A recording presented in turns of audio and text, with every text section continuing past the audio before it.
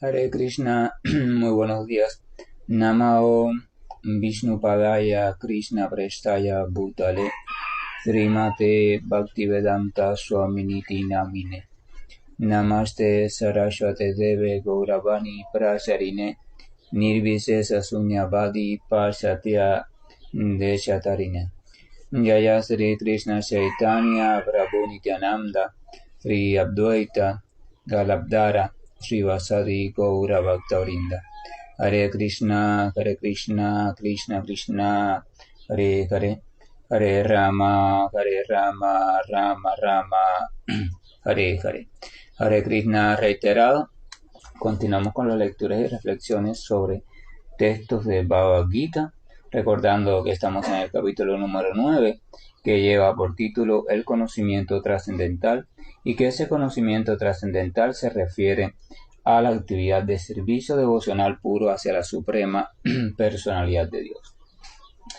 En los textos leídos en el día de ayer, habíamos explicado que el Señor Krishna le había dicho a Arjuna que aquella persona que decide de un modo sincero entregarse a la práctica progresiva del servicio devocional hacia el Señor Supremo e ir consiguiendo la comprensión de que el Señor Supremo es el único refugio seguro, de que el Señor Supremo es la verdad absoluta, el bien queriente de todos, el acompañante eterno, el gran disfrutador, el gran controlador. O sea, cuando uno se entrega movido por esa comprensión, al deseo de servir continuamente al Señor Supremo, entonces uno comienza a esforzarse, a reunirse con personas que tengan el mismo propósito, uno comienza a querer escuchar hablar sobre el Señor Supremo, uno va desarrollando fe y conocimiento de manera progresiva. Pero en ese camino de desarrollo de fe y conocimiento progresivo y de transformación de practicante, vamos a encontrarnos con diferentes momentos en los cuales es muy posible la caída, el desvío o el aparente retroceso. O sea, el practicante va a tener momentos donde a veces, aún no queriendo, va a incurrir en pensamientos, conductas o otro tipo o cualquier tipo de actividad que no esté en concordancia con el propósito de avanzar hacia Dios. Pero el Señor Krishna le explicaba a Arjuna que aún así, si el practicante tiene en su corazón el deseo sincero de seguir perfeccionándose y lamenta mucho el haberse desviado por un momento, dice que entonces a su debido tiempo y en virtud de la práctica, ese practicante resolverá eso que lo hizo caer y podrá volverse virtuoso. O sea, irá creando en el mismo, creando no, se irán manifestando en el mismo cualidades virtuosas, o sea, cualidades que están en relación directa con el servicio devocional al Señor Supremo. Entonces, en los versos de hoy, que van a ser el 32, 33 y 34, del capítulo 9, el Señor Krishna explica lo siguiente. Oh hijo de Prita, aquellos que se refugian en mí, aunque sean de baja estirpe, como las mujeres, los vaishyas, o sea, los comerciantes, y los shudras, es decir, los trabajadores comunes, pueden dirigirse hacia el destino supremo. ¿Cuánto más cierto no es esto entonces en el caso de los virtuosos brahmanas, de los devotos y también de los reyes santos? Así que, habiendo venido a este temporal y desolador mundo, dedícate a mi amoroso servicio. Vamos a comenzar por el texto número 32 porque es un texto que suele despertar mucha inquietud en la mente de los lectores. Y también hay muchas personas que, dada la interpretación que le dan a ese texto, deciden de hecho a veces no continuar leyendo Bhagavad Gita o empiezan a calificar con ciertos adjetivos a la suprema personalidad de Dios. El texto dice, oh hijo de Prita, o sea, se está dirigiendo a Arjuna, aquellos que se refugian en mí, los que buscan refugio en Dios, aunque sean de baja estirpe, mujeres, comerciantes y trabajadores comunes. No podemos separar la manifestación de la suprema personalidad de Dios del tiempo, o sea, y la época, o sea, el contexto y la situación específica donde se produjo. Bhagavad Gita habla de hace aproximadamente unos 5.000 años y en medio de la cultura védica o de la sociedad védica o del pueblo védico. Vamos a tener en cuenta que en el pueblo védico existía algo que es la segmentación de la población en 4 tipos de varnas y 4 tipos de ashrams. O sea, 4 tipos de ocupaciones generales y 4 tipos de estilos de vida o condiciones de vida. Las ocupaciones generales eran el grupo de personas que tenían tendencia al uso de la inteligencia, del estudio, de la comprensión. Se le llamaban los brahmanas. El grupo de personas que tenía tendencia a las cualidades administrativas o a las cualidades de gobierno se le llamaban los kshatriyas. El grupo de tendencia que tenía, o sea, el grupo de población que tenía tendencia a las actividades económicas y de comercio se les llamaba los vaishyas o los comerciantes. Y el grupo que tenía tendencia simplemente o eran útiles para ayudar a los otros grupos en el desarrollo de su labor. Entonces a eso se le llamaban los shudras o los trabajadores comunes. Ahora, las 4 divisiones en función del estado de vida o el estado social de vida eran los estudiantes, los que estaban en vida de estudiantes, o sea, los brahmachari, los que estaban en vida de familia o de casado, o sea, los grihasta, los que estaban en vida de retirado, los vanaprastha, y los que estaban en vida de renunciación completa o los sannyasis. Ahora, ¿qué pasa? En ese contexto védico se explicaba que normalmente el acceso al conocimiento o el acceso al estudio de las escrituras sagradas estaba solamente permitido, o sea, se consideraba que estaban aptos solamente para él las personas que estaban en la orden de los brahmanas, o sea, aquellos que tenían por nacimiento una tendencia al estudio filosófico, los reyes santos, o sea, las personas que estaban en la orden de los kshatriyas o kshatriyas, que también tenían cierta tendencia, pero tenían una mezcla de pasión con bondad, y entonces tenían inteligencia, pero al mismo tiempo tenían esa cosa de la valentía, del ímpetu. Y por supuesto, los devotos.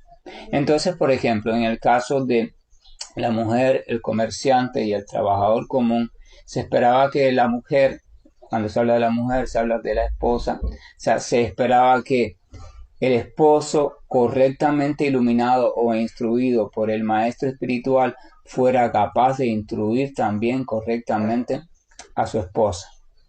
Y entre los dos fueran capaces de instruir a los nuevos miembros de la familia, o sea, los niños cuando nacieran. Entonces, por eso se explicaba, o la sociedad védica tenía a la mujer o a la esposa como alguien que debido a sus tareas cotidianas de cuidado de niños, de atención de la casa, no podría dedicar mucho tiempo a estar en debate filosófico. Entonces le correspondía al esposo dedicar un tiempo a ese estudio para después poderle transmitir a ella. En el caso de los comerciantes, simplemente la propia tendencia del comerciante era administrar no, o sea, a ver cómo mantenía la sociedad funcionando desde el punto de vista del punto financiero. Por tanto, sus propios intereses o tendencias lo iban a empujar a un tipo de actividad que no tuviera mucho que ver con esto de la filosofía y las cosas abstractas o algo así. Y en el caso del Shudra, el Shudra, trabajador común, generalmente lo único que le interesaba era, o su tendencia era estar preocupado simplemente por mantener el cuerpo, o sea, algo que le permitiera conseguir algo de alimento, descansar y un poco de diversión. Por tanto, él tampoco iba a estar interesado ni estaba en una disposición apta para comprender las cosas trascendentales. Entonces, por eso, para la sociedad védica, cuando se habla de baja estirpe y se incluye entonces a la mujer, al comerciante y al trabajador común, se explica entonces por qué esas 3 personas no podían o no tenían acceso a la formación propiamente desde las escrituras. Entonces también vamos a ver acá que el Señor Krishna rompe con esa incapacidad. O sea, el Señor Krishna no tiene en cuenta a qué segmento de la población pertenece, ni por ocupación, ni por estado de vida. El señor Krishna simplemente menciona una categoría, y la categoría que él menciona es la siguiente: aquellos que se refugian en mí. O sea, el señor Krishna dice, puede que para esta sociedad en la cual ustedes están viviendo, de acuerdo a las leyes que ustedes tienen, las mujeres, los shudras y los vaishyas, o sea, mujeres comerciantes y obreros comunes, sean calificados por ustedes como de baja estirpe o como que no están aptos para adquirir el conocimiento trascendental. Sin embargo, yo, Krishna, pongo una sola condición, y es esta: o sea, que la persona se refugie en mí. Si hay una persona que desea desde el fondo de su corazón buscar refugio en mí y se refugia en mí y tiene la intención seria y sincera de avanzar hacia mí en una relación conmigo limpia de amor y una relación transparente y consciente, entonces esa es la única condición que yo necesito.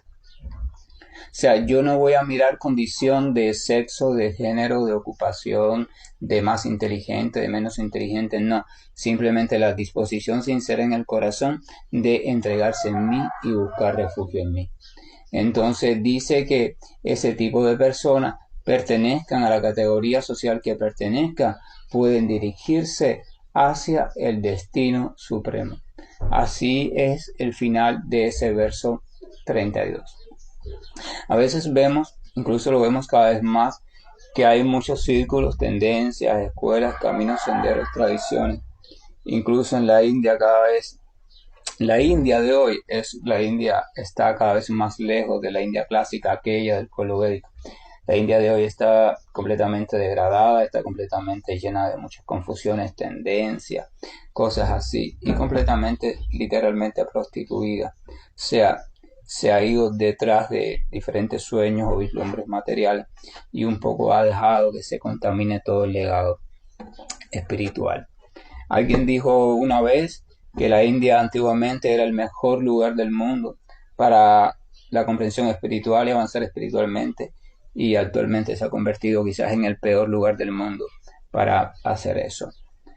Y entonces la cuestión es esta, que en esos lugares vamos a ver que la antigua división de la sociedad por ocupación y por estatus social o por condición de vida se ha hecho cada vez más cruda en la India porque ha perdido su fin espiritual.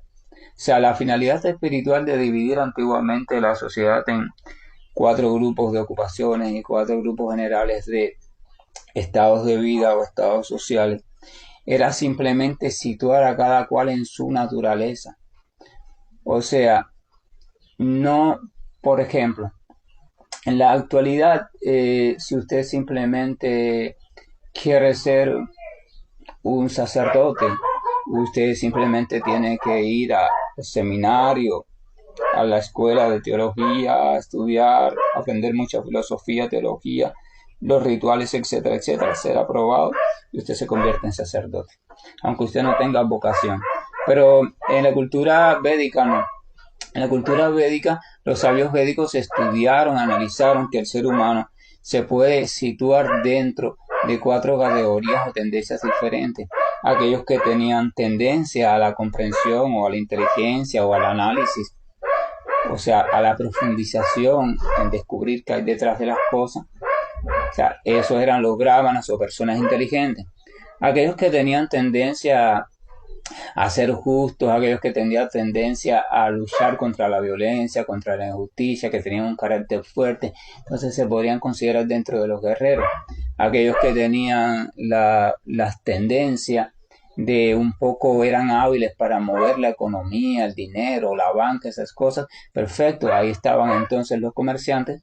Y aquellos que tenían la tendencia de servir o ayudar a las diferentes personas, y ahí estaban entonces los obreros comunes. Entonces la India de aquel entonces, o la cultura védica, lo que decía es: cada persona nace dentro de una de estas tendencias o en la mezcla de algunas de esas tendencias, así que lo más apropiado es que cada persona se ocupe en función de su tendencia. O sea, el brahmana no era brahmana porque nació hijo de un brahmana.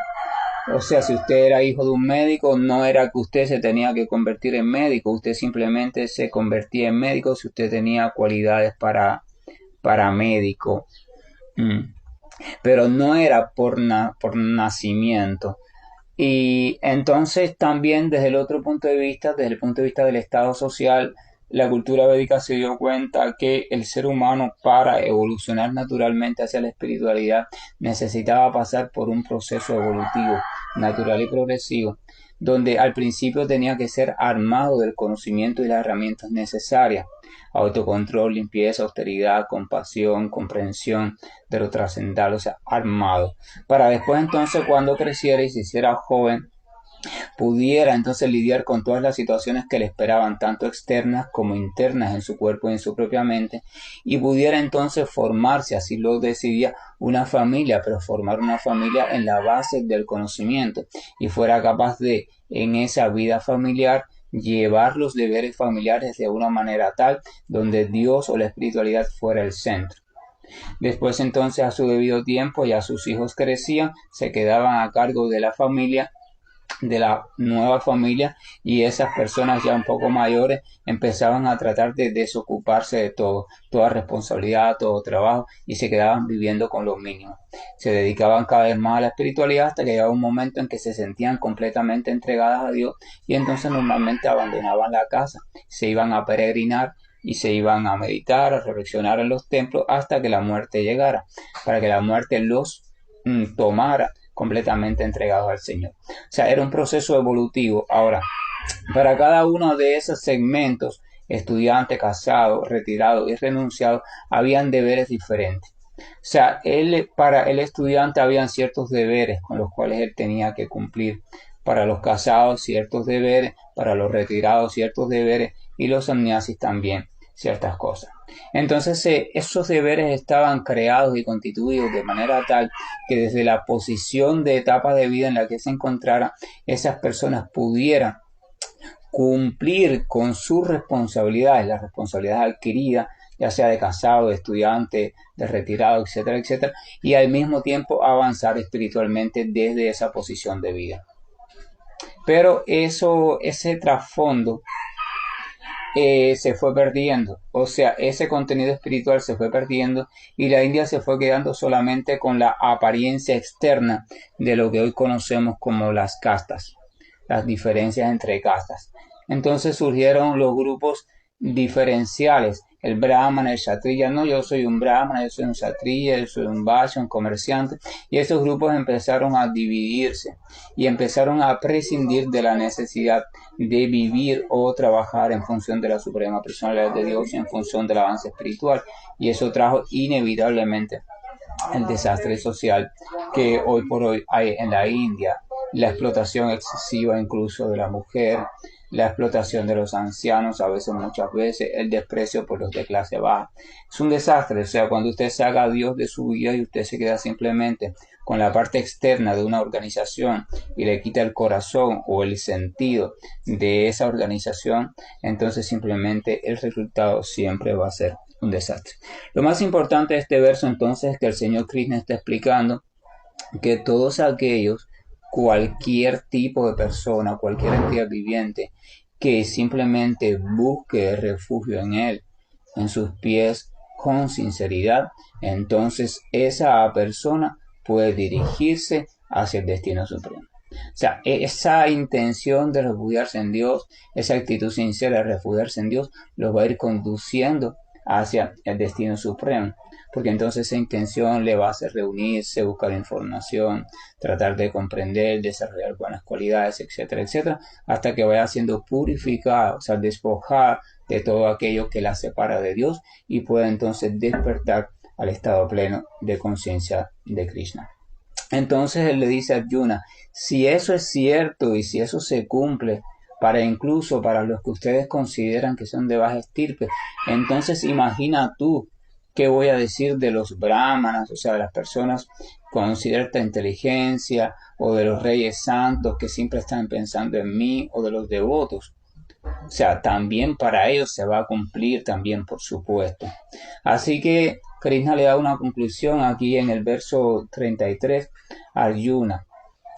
Le dice: bueno, mira, si todo el que se refugia en mí puede encaminarse o puede dirigirse hacia el destino supremo, que es la liberación total en el estado de amor puro por Dios, entonces, si todo el mundo puede hacer eso por el simple hecho de refugiarse con sinceridad en mí, la persona inteligente va a llegar a la conclusión que lo más sabio entonces de la existencia es encontrar el modo de refugiarse en mí. Porque si todos quieren llegar a un destino supremo, de felicidad suprema, conocimiento suprema y existencia eterna, un destino gozoso, donde la entidad viviente pueda desempeñar sus actividades de manera completamente favorable siempre y por siempre, en compañía mía. Si esa es la meta que están buscando, unos lo buscan por estudio filosófico, otros lo buscan por rituales, otros lo buscan por la práctica de la meditación y el yoga místico, y ahí están empeñados en ese asunto, pero están todavía enredados en esos diferentes caminos. Porque la única forma de llegar a ese estado es a través del servicio devocional o el amor puro por mí. Entonces, si eso se puede lograr refugiándose en mí y dedicándose a mi servicio, la conclusión es la siguiente, y es la conclusión que da Krishna al final de ese verso 33.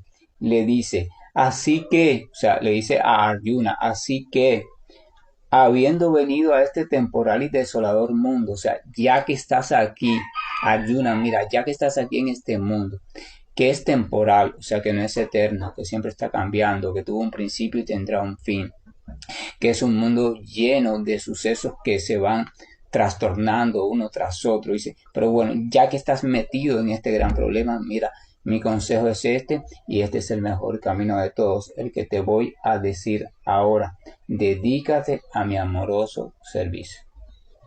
O sea, ya que has venido a este temporal y desolador mundo, dedícate a mi amoroso servicio. ¿Por qué Krishna dice desolador? Porque en este mundo la entidad viviente siempre se va a sentir sola. La entidad viviente es de naturaleza espiritual, por eso siempre está viviendo, está buscando, está ansiando algún tipo de relación y algún tipo de compañía, o sea, el no sentirse sola. Pero ¿por qué la entidad viviente se siente sola, rodeada de tantas cosas?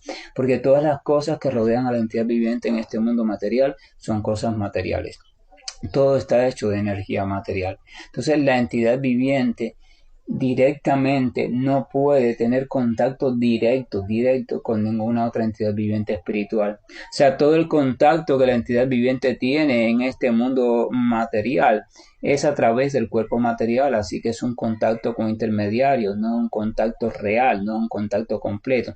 Y eso hace que ese contacto no la satisfaga por completo. Siempre hay algún rastro de soledad en la entidad viviente. La única forma que la entidad viviente tiene de sanar esa soledad es establecer una relación espiritual. Entonces, una relación espiritual, pero una relación espiritual en el mundo material no es posible. Tienes que trascender la conciencia material, despertar tu conciencia espiritual y entonces vincularte a aquello que también tenga despierto su conciencia espiritual. Entonces, esa relación espiritual en su perfección es la relación con el Señor Supremo. Y en virtud de eso con todas las otras partes o entidades vivientes que están despiertas también en el Señor Supremo. Entonces por eso Krishna dice que este es un mundo desolador. Aquí realmente no hay nada, lo único que hay son cosas muertas y tú tienes la ilusión que el mundo está vivo, pero realmente el mundo está hecho de cosas muertas y es la entidad viviente que está presente en cada cosa la que te hace esa apariencia de que todo está vivo. Pero cuando esa entidad viviente no está dentro de ese elemento, te das cuenta que ese elemento siempre ha estado completamente muerto. Entonces Krishna le está diciendo a Arjuna y nos está diciendo a nosotros, ya que estás en este mundo, ya que estás enredado aquí, ya que de un modo u otro has caído aquí, ya que estás en medio de tantas circunstancias, entonces mira, lo mejor que puedes hacer es dedicarte a mi amoroso servicio. Porque si te dedicas a mi amoroso servicio y me buscas con sinceridad y tratas de refugiarte en mí con sinceridad, entonces vas a poder transitar sin problema ninguno hacia el destino supremo. Y el capítulo 9 termina con la conclusión siguiente. Krishna le dice a Arjuna cómo dedicarse a su servicio. Le dice, siempre ocupa la mente en pensar en mí. Vuélvete devoto mío. Ofréceme reverencias y adórame a mí. estando completamente absorto en mí, es seguro que vendrás a mí. Vamos a desglosar esto. Siempre, o sea, siempre, de nuevo viene la palabra siempre. Es una palabra que Krishna ha utilizado mucho hasta aquí en el Bhagavad Gita, cuando habla de servicio devocional. O sea, siempre piensa en mí, siempre adora a mí, siempre recuerda a mí. O sea, siempre, siempre, siempre. O sea, la meta perfecta en el servicio devocional es que poco a poco usted vaya estableciendo un tiempo mayor, cada vez mayor, de relación consciente con Dios. Un día va a empezar en su sadhana práctica por, no sé, por 10 minutos por la mañana, y usted reza 10 minutos por la mañana, o lee 10 minutos por la mañana, o medita en el Señor 10 minutos por la mañana, y eso se vuelve muy tedioso porque usted no tiene hábito y se lo olvida, y a veces lo hace también por la noche un ratico. Pero en cuanto usted se va asociando, usted va creciendo en su fe, usted va a ir desarrollando un gusto. O sea, ya esa oración o esa lectura le va a ir dejando un pequeño gusto en usted, y en virtud de ese gusto es que usted va a querer que dure un poquito más. Y en vez de dedicar 10 minutos, ya le dedica 20. Después lo va a hacer no solo por la mañana, sino lo va a hacer por la mañana, al atardecer y por la noche. Después lo va a hacer cada vez que tenga tiempo, y después va a aprender a hacerlo incluso cuando está haciendo otras actividades. O sea, el propio gusto que usted va a ir descubriendo en virtud de su práctica adecuada le va a ir haciendo que usted desee estar cada vez más tiempo en relación consciente con Dios, hasta que llegue un momento en que usted va a estar siempre en relación consciente con Dios. Entonces, cuando usted está siempre en relación consciente con Dios, usted cumple esto que va a decir Krishna aquí. Siempre ocupa la mente en pensar en mí. O sea, de una forma u otra, siempre ocupa la mente en pensar en mí. Toda circunstancia que pase en nuestra vida, toda, absolutamente toda, sin distinción ni sin diferencia en su clasificación, la que clasificamos como buena, como mala, como rica, como desagradable, como preocupante, como estresante, como cualquier circunstancia en la vida, realmente tiene dentro de sí la posibilidad de aprovecharla para pensar en Dios o para recurrir en Dios. Las circunstancias buenas tienen la posibilidad de aprovecharla para agradecer a Dios por tanta misericordia, y las circunstancias desfavorables tienen la posibilidad de aprovecharla para pedir a Dios su ayuda, su amparo y su fortaleza. Pero también tenemos la otra opción, tenemos la opción de que cada circunstancia tiene en sí la posibilidad de olvidarnos de Dios. En las circunstancias buenas nos podemos sentir tan bien y tan dichosos que nos olvidamos de Dios. Pensamos que la circunstancia vino por nosotros mismos y por nuestro esfuerzo. Y en las circunstancias malas nos podemos sentir tan mal y tan metidos en la ansiedad y en la preocupación y en el dolor que nos olvidamos de Dios, porque solamente estamos pensando en nuestro propio malestar. Así que cada momento de su vida usted tiene en sí dos opciones frente a usted: o utilizar el momento y la experiencia y la circunstancia para olvidarse de Dios y centrarse solamente en usted, o utilizar el momento y las circunstancias para recordar a Dios a la vez que se centra también en usted, pero en relación con Dios. La elección es nuestra. Si eliges el primer punto de situarte solamente en tu experiencia y olvidarte de Dios, entonces debes saber que no avanzas espiritualmente y simplemente te vas a ir enredando cada vez más. Si eliges el segundo punto, sea cual sea la circunstancia, tú eliges utilizarla para recurrir a Dios, para acordarte de Dios, ya sea para agradecerlo o para pedirlo, entonces tú debes saber que tu avance espiritual va a estar asegurado y te estás dirigiendo hacia la meta suprema, y tu relación con el Señor se va a fortalecer paso a paso. No importa en qué condición estés, si eres analfabeto, si eres mujer, si eres niño, si eres grande, si eres viejo, si eres lo que sea. O sea, si tienes esa determinación y aprendes a utilizar esa opción de esa manera, entonces tu vida va a ser un éxito, porque ese es el secreto del éxito. El secreto del éxito no está en estudiar más o menos, en ser de esta forma o ser de aquella. El secreto del éxito supremo está en simplemente aprender el arte y la ciencia de aprovechar todo momento y circunstancia para reforzar mi relación con Dios.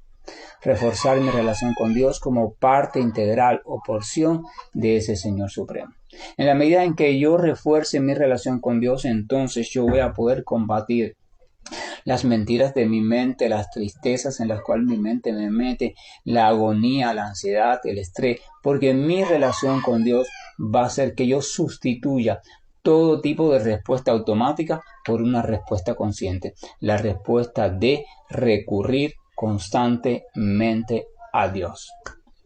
O sea, y cuando usted va haciendo eso, entonces su vida sola, sin quererlo, se va transformando, su personalidad se va transformando, todos los aspectos que forman parte de lo que hoy llama su persona se van transformando y usted evidentemente estará pasando por un proceso de purificación que lo alistará para estar de manera agradable en la presencia del Señor. Entonces dice Krishna, siempre ocupa la mente en pensar en mí. Evidentemente, si echamos un vistazo a nuestra vida y a la vida del mundo en general, vamos a ver que la mente del ser humano está ocupada en todo menos en pensar en Dios. Tenemos tantas cosas que resolver, tantos asuntos pendientes, tantos sueños por lograr, tanto que esto, tanto que aquello. Vaya, para que siempre hay de nuevo una ocupación que se va sumando, algo que se va sumando, algo en que pensar, algo que desear, algo que sentir. Estamos llenos de... Nuestra mente está trabajando horas extras, pero ninguna de esas horas extras está relacionadas a Dios. Esas horas extras están relacionadas, aunque no lo parezca o aunque no lo creamos, a aquello que nos está matando.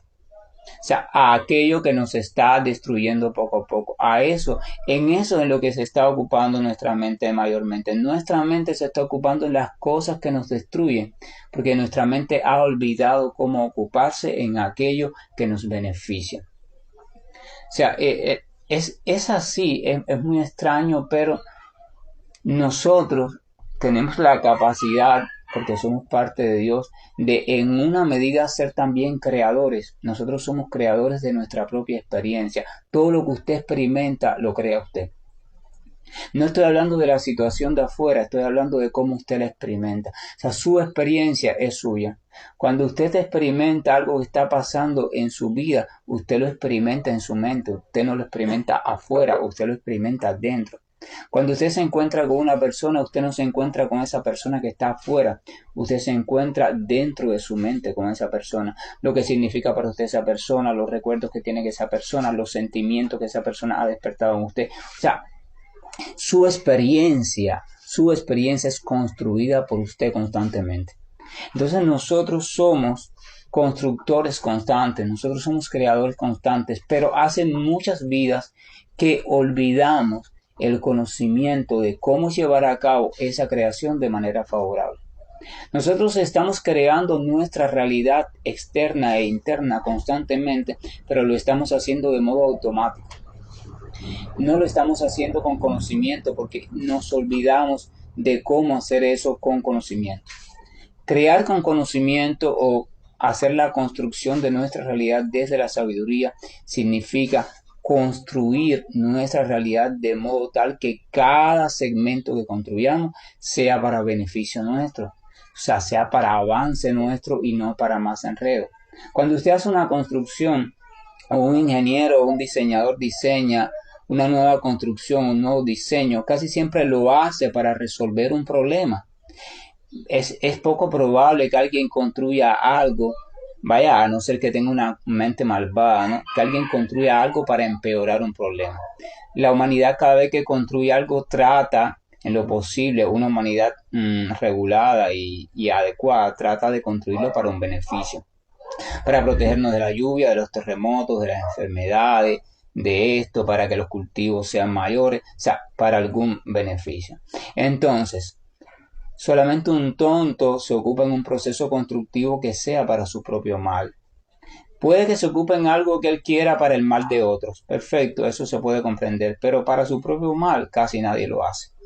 Entonces, sin embargo, nosotros, el ser humano promedio, está en un proceso constructivo de su propia experiencia interna en su mente y está construyendo una experiencia que le está trayendo cada vez más ansiedad, cada vez más estrés.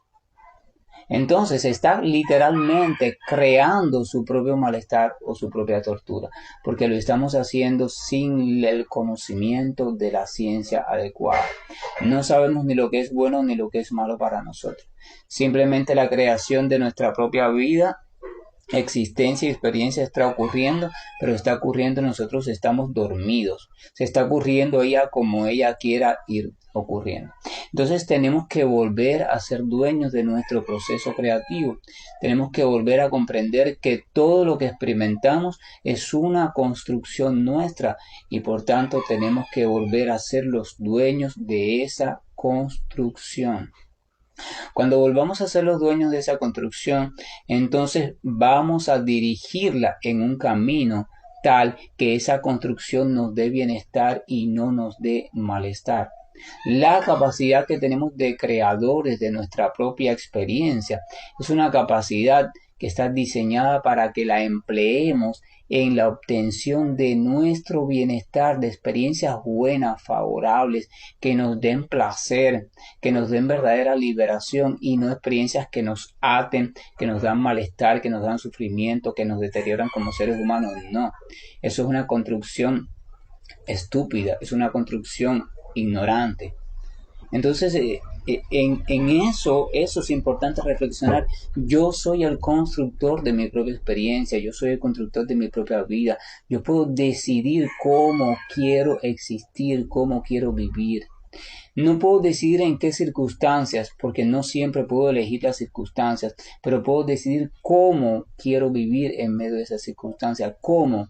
Quiero vivir triste, quiero vivir alegre, quiero vivir preocupado, quiero vivir gozoso, quiero vivir optimista, quiero vivir pesimista, quiero vivir con fe, quiero vivir sin fe. ¿Cómo quiero vivir? Ese cómo lo construyo yo, lo decido yo. Y tengo que volver a ocuparme de eso. Tengo que dejar de ser esclavo de las circunstancias, dejar de ser esclavo de mis caprichos, de mis incertidumbres. Tengo que volver a ser el dueño de la construcción de mi vida y de mi experiencia. Piensa en eso, porque tienes la capacidad para eso y el Señor también te ha dado esa capacidad. O sea, vuelva a ser un constructor consciente de tu realidad. Entonces el Señor dice, siempre ocupa la mente en pensar en mí. Cuando estamos deprimidos, cuando estamos tristes, cuando estamos con ira, no estamos pensando en el Señor. Porque el Señor es amor, el Señor es paz, armonía, tranquilidad, virtuosismo. El Señor no es diferencia, el Señor no es división, el Señor no es guerra, el Señor no es individualismo, el Señor no es envidia, el Señor no es odio, el Señor no es mezquindad. Quiere decir que en ese momento, en esos estados, no estamos pensando en el Señor. Quiere decir que no estamos cumpliendo con este primer requisito de siempre ocupa la mente en pensar en mí. Después dice, vuélvete devoto mía, o sea, siente devoción por mí, enamórate de mí, siente amor por mí, entrégate a mí. Después dice, ofréceme reverencia y adórame a mí. Después dice, estando completamente absorto en mí, absorto. Ya cuando estás completamente contemplándote a mí, cuando estás en samadhi conmigo, cuando simplemente existo yo en todas partes para ti y en todo estoy yo y tú estás en mí, o sea, cuando estás en ese estado de deleite, cuando estás en ese estado de identificación, en esa relación tan profunda, estrecha, íntima y sincera, entonces dice, es seguro que vendrás a mí. O sea, si usted quiere ir al Señor Supremo en algún momento, si usted quiere regresar a su morada trascendental o al estado perfecto de conciencia de Krishna, entonces usted debe de guiar su vida de modo tal que todo lo que usted haga le vaya ayudando a usted a estar cada vez más pensando en Dios, a ser cada vez más devoto de Dios, a estar cada vez ofreciéndole más reverencias y agradecimientos a Dios. Y si usted logra eso, entonces usted sin lugar a duda logrará el éxito en ese camino. Todos los entrenamientos, regulaciones, prácticas, rituales, mantras, oraciones, lo que le manden a hacer a usted o lo que usted haga en su vida como práctica diaria, debe de estar ayudándolo a usted a conseguir eso. Si no le está ayudando a estar pensando cada vez más en Dios, a estar adorando cada vez más a Dios, a estar sintiendo cada vez más amor por Dios, a estar teniendo presente cada vez más a Dios a su vida, entonces no le está sirviendo de mucho, al menos para conseguir la meta suprema de la vida, que es crecer en amor perfecto por Dios. Entonces acá termina el capítulo número 9 con este verso. Vamos a ver que el capítulo número 7 y 8, incluyendo el 9, hablan propiamente y puramente de servicio devocional puro. Los capítulos del 2 al 6 hablan de karma yoga, o sea, actividad fruitiva, hablan de meditación en la superalma, hablan de la búsqueda filosófica y en cada uno de esos senderos le añade un poquito de bhakti, pero versos 7, 8 y este 9 habla puramente de bhakti. O sea, del camino del bhakti puro, del camino del servicio devocional puro, de cómo tomar ese camino de manera pura y ese camino sin vestigio de nada más. Porque en ese camino está incluido todo. En los otros senderos son senderos que nos van llevando hacia otro sendero. Hasta el final llegar a despertar algún tipo de interés por Dios. Y cuando despiertes interés por Dios tienes que caer entonces en la devoción por Dios. O sea, pero ya en este sendero desde el comienzo se te habla de que si te das cuenta de eso, si llegas a comprender que ese es el único método, entonces ya desde el principio trates de entregarte a esa búsqueda, trates de preocuparte por ir hacia Dios, por acercarte a Dios de una forma o de otra, por acercarte a personas que tengan cercanía con Él, por escuchar sobre Él, por desear en tu corazón cambiar tu vida de manera tal que sea más agradable a Él. O sea, es la recomendación del Señor Krishna. La decisión siempre, por supuesto, es de cada uno de nosotros en el ejercicio de nuestro libre albedrío. Que la gracia y el amor de Dios nos acompañe, que la virtud también vaya creciendo en nuestros corazones para que seamos cada vez personas más amables, más estables, más generosas, más virtuosas. Seamos personas que seamos capaces de, al lugar que lleguemos, llevar con nosotros un pedacito, aunque sea, del maravilloso amor de Dios.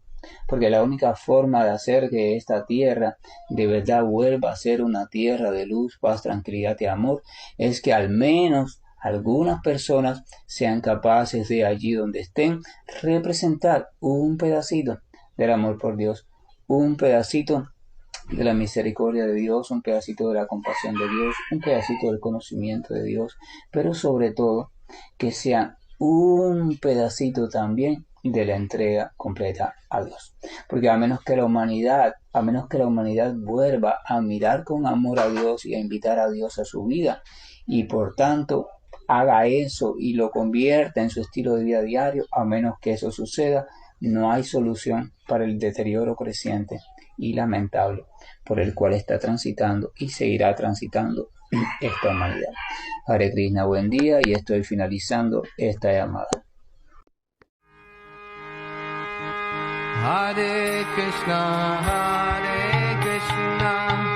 Krishna Krishna, Hare Hare, Hare Rama, Rama Rama, Hare Hare, Hare Krishna.